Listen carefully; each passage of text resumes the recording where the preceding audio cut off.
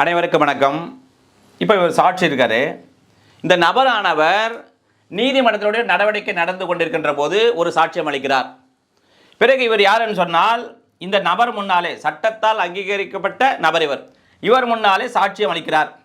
பிறகு இவர் இறந்து விடுகிறார், அல்லது காணாமல் போய் விடுகிறார், அல்லது அவரை நீதிமன்றத்துக்கு வந்து சாட்சி சொல்ல வேண்டும் என்றால் அது மிகவும் காலதாமதமாகும், அல்லது அவர் வரவழைப்பதற்கு செலவு அதிகமாகும், அல்லது வந்தாலும் இன்கேபபிள் சாட்சி சொல்ல திறனற்றவராக இருக்கிறார். இந்த சூழ்நிலையில் இந்த சாட்சியத்தின் அந்த நடவடிக்கையிலோ அல்லது சப்சிக்வெண்ட் அதை தொடர்ந்து நடைபெறும் நடவடிக்கையிலோ தொடர்புடையதுதான். இதை சொல்லுகின்ற பிரிவு எதுன்னு சொன்னால் செக்ஷன் 27 ஆஃப் பிஎஸ்ஏ 23. ஏற்கனவே எவிடன்ஸ் ஆக்டில் எங்கே இருந்தது? 33 இருந்தது. இதில் எந்த மாற்றமும் இல்லை. எனவே முழு விவரங்களுக்கு இந்த சாட்சி லிங்கை பயன்படுத்தி வீடியோவை பார்த்து கொள்ளவும்.